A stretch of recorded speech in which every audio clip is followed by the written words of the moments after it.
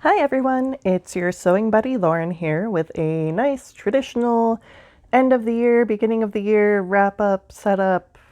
I don't know. While I talk to you about what this year has been and what 2020 is going to bring, I am finishing up the skirt that I'm making for a customer at work. This is the second alteration. Originally, I made it just like mine, which the customer wants it more fitted like a pencil skirt, so I have taken it in. I have re-hemmed it. What I'm doing right now is a rolling or rolled hem stitch. It's kind of magical, and I hope that you're able to get a close enough look at it, though it might not happen in this video.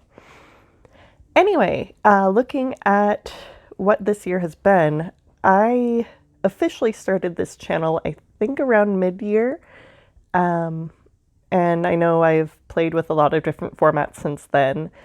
What I'm planning to do for the coming year is kind of alternate between videos like this, where you get to watch me sew while I'm talking at you, the interview videos I've been doing with my sewing buddies, and then more generalized sewing, either looking at my sewing space or me cutting out new pieces for a new project or working on a bigger project. But as always, the me talking at you videos will be hand stitching and finishing details, which we all so enjoy, I'm sure. I have gone from, in the last few months, from about 12 subscribers to 44, which I am stoked about. I really appreciate all of you. My goal is to at least double that by halfway through next year. So around June, hopefully I'll have around 80 or 90 subscribers. I have suffered a bit from holiday blues this year, and most years, which is why there were a few weeks that were skipped. I try not to skip more than one week in a row, just because I know consistency is what builds the channel and keeps you all here watching.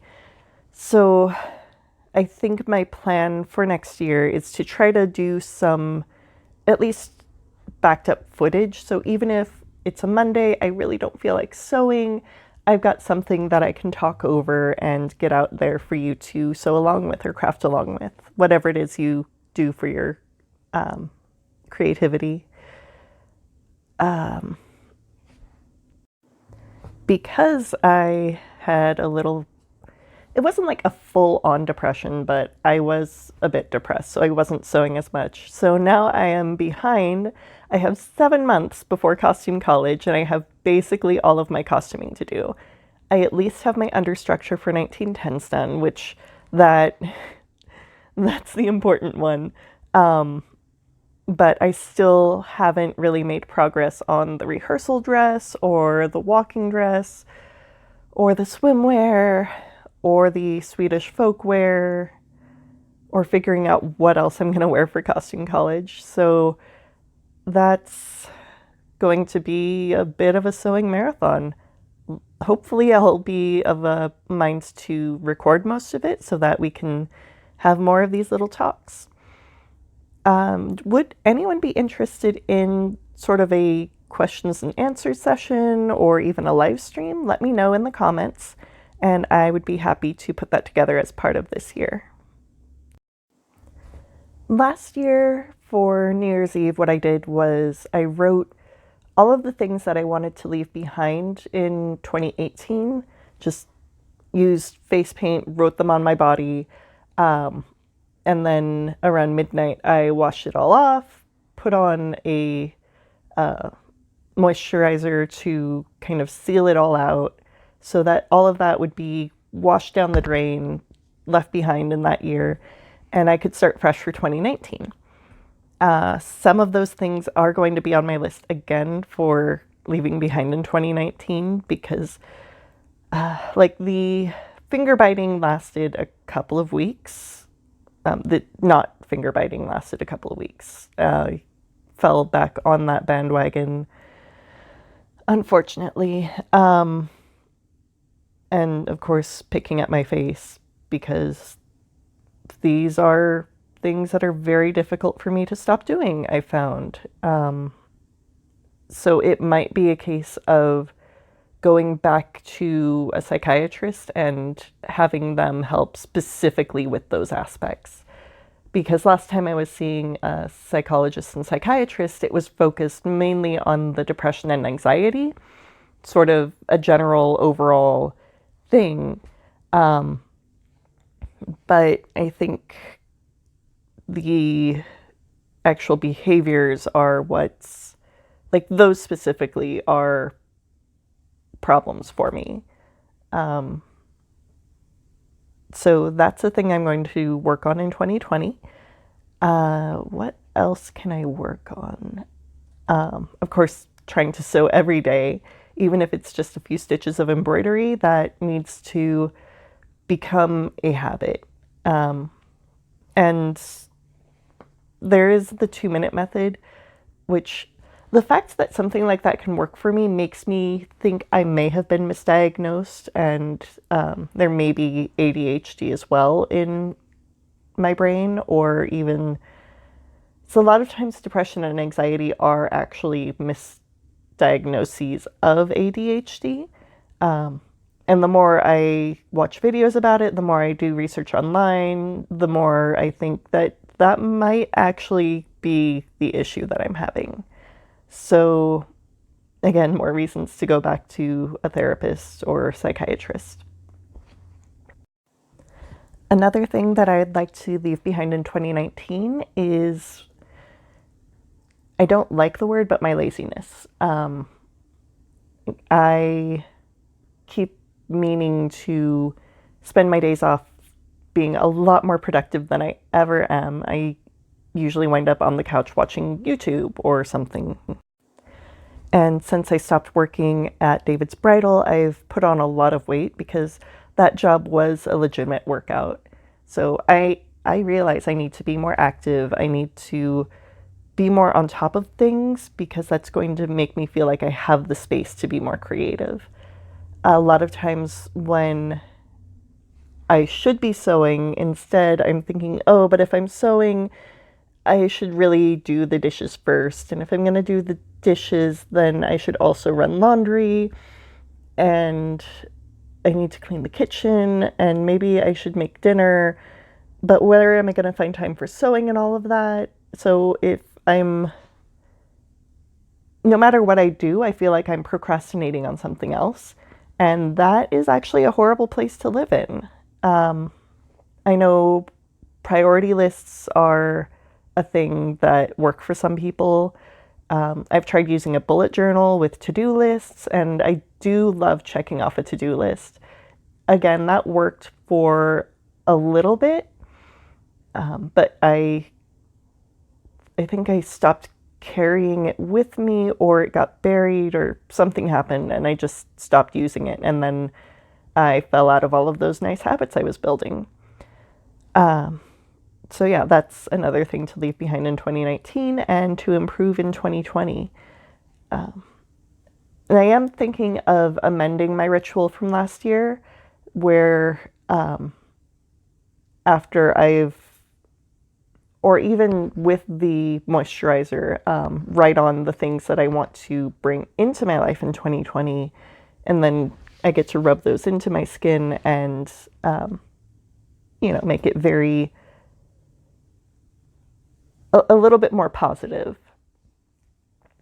Because, I mean, there is also always write down all the things you want to leave behind and burn it and scatter the ashes. And that never really feels personal enough. I feel like it has to be something physically with me. And water is something that I feel connected with.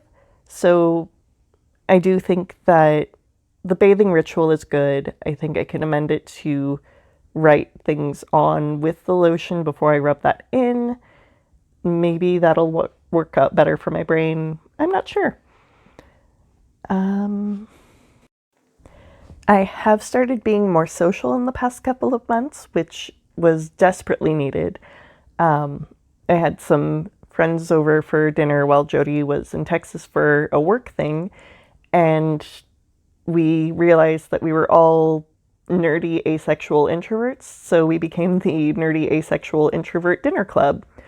And we still get together maybe every couple of weeks and have dinner at somebody's place, and it's fun. It's good. We can just be ourselves and not have to put on our social mask. Which, if anyone else out there is an introvert, which I know so many crafters are, you know what a relief that can be. Finding those people where you don't have to be a person, you can just be. It's actually a really re-energizing feeling.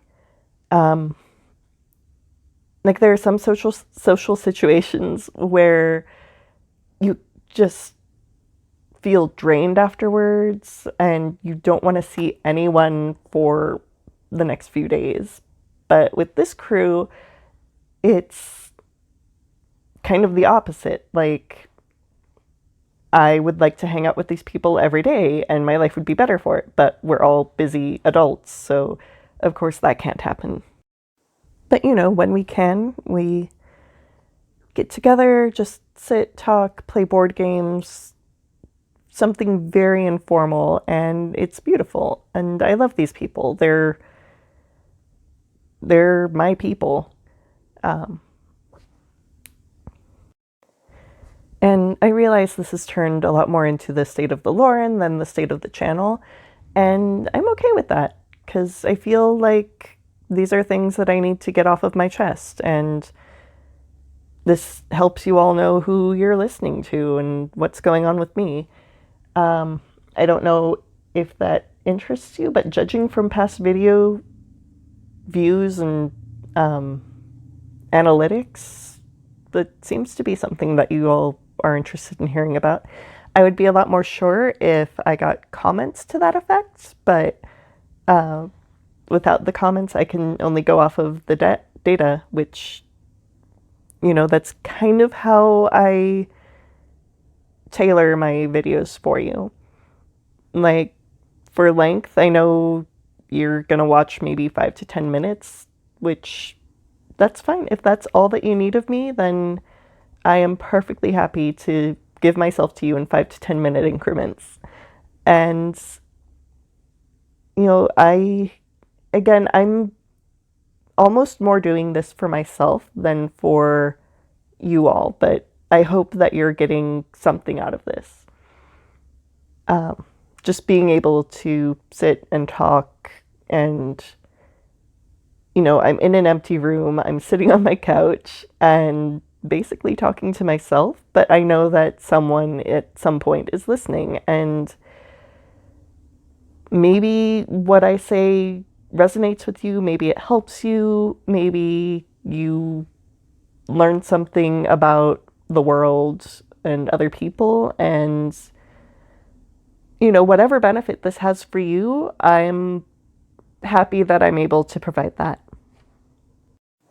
But speaking of 5 to 10 minute increments, we're going on 15 minutes now, so I am going to stop this here. I hope that you have a wonderful new year. I hope the next year brings you everything that you need in your life and that you can leave behind all the things that you don't want.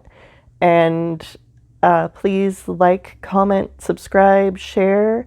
I will see you again in 2020. And in the meantime, go make beautiful things.